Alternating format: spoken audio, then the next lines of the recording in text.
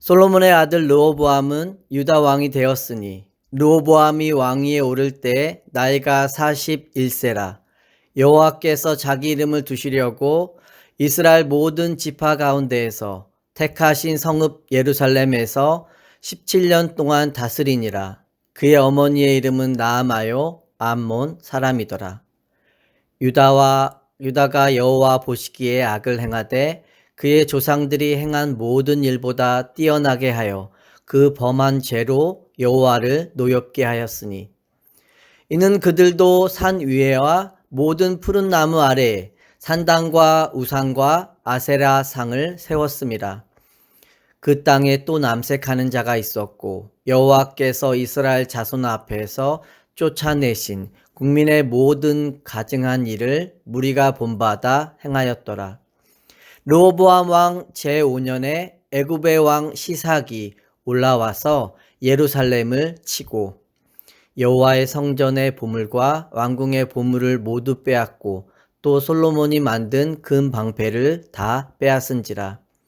르호보암 왕이 그 대신 노수로 방패를 만들어 왕궁 문을 지키는 시위대 대장의 손에 맡기매 왕이 여호와의 성전에 들어갈 때마다 시위하는 자가 그 방패를 들고 갔다가 시위소로 도로 가져갔더라.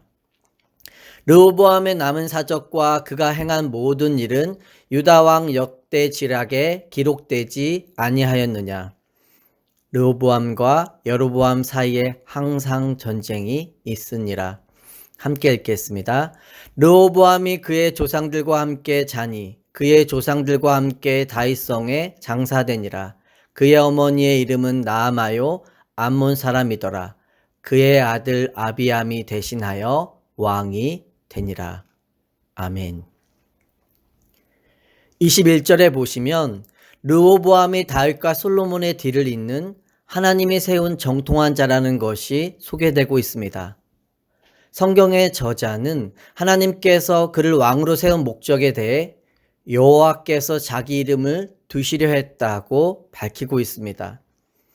그런데 뒤이어 그가 17년을 왕으로 다스렸지만 그의 어머니의 이름이 나아마요 암몬 사람이라고 덧붙여 놓았습니다. 그의 삶을 마무리하는 31절의 기록에도 보면 그의 조상들과 함께 다윗성에 장사되니라. 그의 어머니의 이름은 나아마요 암몬 사람이라고 다시 한번 강조하고 있습니다. 짧은 구절의 어머니 소개가 두 번이나 반복되고 있죠. 성경 저자가 분명한 의도가 있음을 가지고 기록했음을 보게 됩니다. 우리가 아는 것처럼 솔로몬은 많은 이방 여인을 취했습니다. 그 중에 한 사람이 나아마인데 그녀가 들어올 때 자신이 믿고 섬겼던 우상을 데리고 온 것으로 보여집니다. 그리고 르호보암도 그 우상의 영향력 아래에 있었음을 강조하고 있는 것입니다.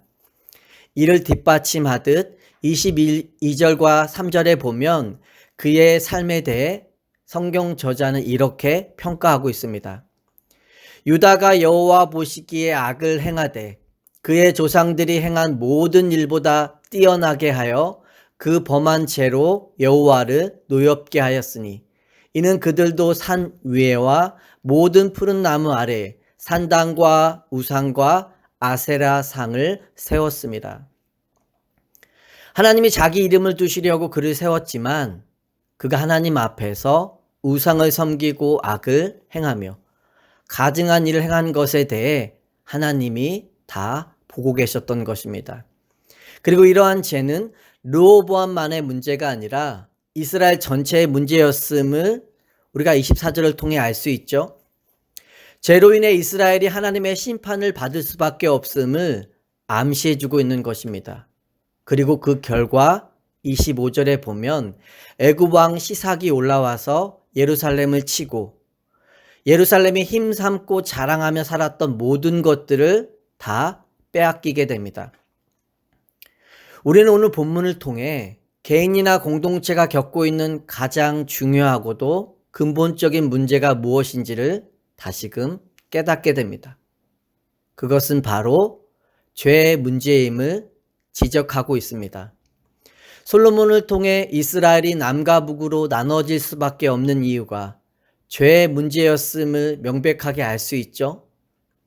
하지만 마음을 돌이켜 다윗의 길로 가는 것이 아니라 남과 북 모두 솔로몬의 죄와 길을 답습합니다.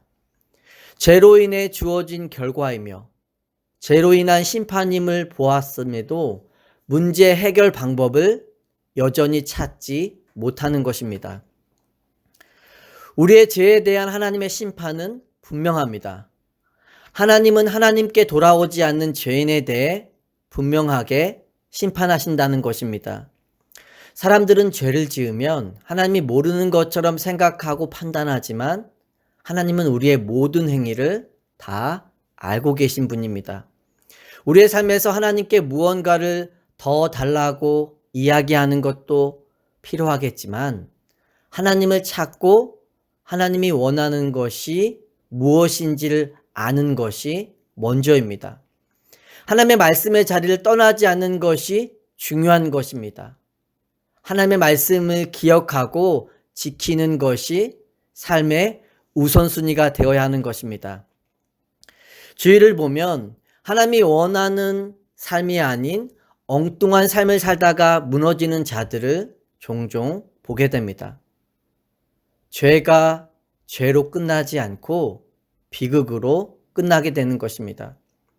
우리가 이 땅을 살면서 진짜 답답함을 느끼고 괴로움을 느끼는 것이 어떤 것이 되어야 하는지 분명히 알아야 합니다. 내 삶의 우상과 탐욕이 삶의 괴로움의 주제가 되고 답답함의 근거가 되어서는 안 되죠.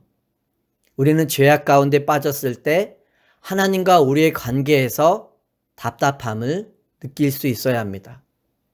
우리의 삶의 괴로움의 주제는 나에게 없는 것이 아니라 내가 우상을 원하고 죄를 원하는 것이 되어야 합니다. 우리의 간절한 소망은 언제나 하나님이 되어야 하는 것이죠. 나를 향한 하나님의 뜻이 되어야 합니다. 매일을 살면서 내게 무엇이 부족한가만을 돌아보는 삶이 아니라 삶에 주신 소중한 것들을 먼저 돌아볼 수 있는 은혜가 있기를 소망합니다. 우리는 사랑의 하나님이 내게 주신 은혜 안에서 항상 감사하며 살아가야 하는 마음이 있어야 합니다. 그러나 동시에 나를 사랑하신 하나님이 나의 죄에 대해서도 보고 계시고 알고 계시다는 사실 앞에 두려워해야 합니다. 하나님은 무조건적인 은혜로 우리에게 사랑만 해주시는 분이 아니라 공의와 정의의 하나님이심을 기억해야 하죠. 내가 교만해서 우상을 섬기며 죄악 가운데 거하는 삶에 대해 다 알고 계신 하나님 앞에서 우리가 살아가고 있다는 사실을 기억해야 합니다.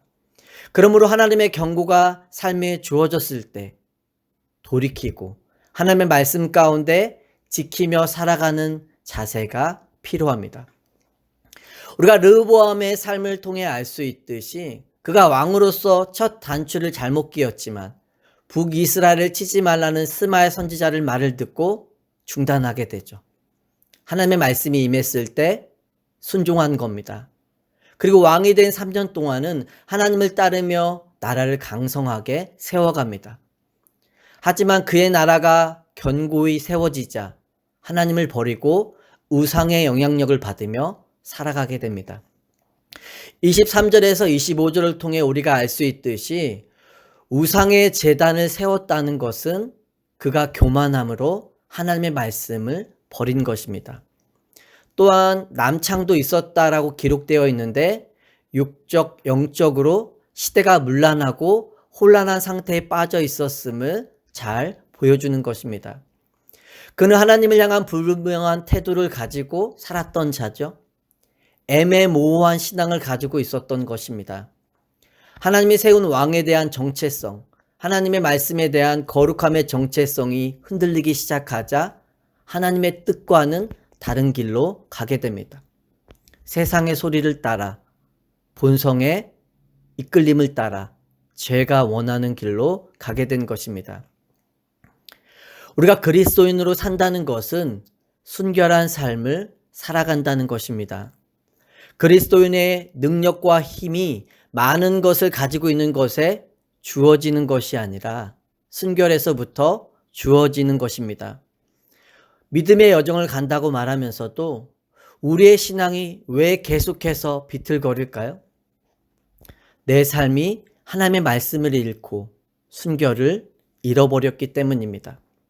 우리가 욕심과 교만, 우상 숭배와 물질 숭배에 사로잡히면 나의 신앙은 길을 잃어버리게 됩니다. 그래서 우리는 날마다 내 본성이 원하는 대로 살아가는 삶이 아니라 죄와 내 본성을 향한 거룩한 몸부림을 따라 살아가야 합니다. 성경에 보면 하나님의 백성이 거룩한 삶을 살아가지 못할 때 하나님의 징계와 심판이 주어짐을 보게 됩니다. 그러나 우리가 잘 알고 있는 것처럼 하나님의 심판의 궁극적인 목적은 죄에 대한 처벌이 아닙니다. 그 심판을 통해 깨닫고 돌이키기를 원하시는 것입니다. 우리가 열왕기서를 보면 악한 왕이라 할지라도 회개하게 되면 하나님이 돌이키시고 긍휼을 베푸시는 일이 있음을 보게 됩니다. 성경에 등장하는 왕 중에 악의 대명사라고 말하는 아합도 하나님의 경고와 심판 앞에 돌이키자 엘리야를 통해 이런 메시지를 주시죠. 열왕기상 21장 29절의 말씀입니다. 아합이 내 앞에서 겸비함을 내가 보느냐. 그가 내 앞에서 경비함으로 내가 재앙을 저의 시대에는 내리지 아니하고 그 아들의 시대에야 그의 집에 재앙을 내리리라 하셨더라. 아합의 그 순간의 돌이킴에도 하나님은 그의 심판을 아들의 때로 연기하십니다. 하나님의 심판의 궁극적인 목적은 죄에 대한 처벌이 아니라 그 심판을 통해 깨닫고 돌이키기를 원하는 것입니다. 여러분, 르호보암의 문제가 무엇이었나요? 죄에 대한 하나님의 경고가 있음에도 돌이키며 회개하지 않는다는 것입니다. 그리고 그 일로 인해 이스라엘에는 또 어떤 일이 일어나나요? 30절 말씀입니다. 르호보암과 여로보암 사이에 항상 전쟁이 있으니라.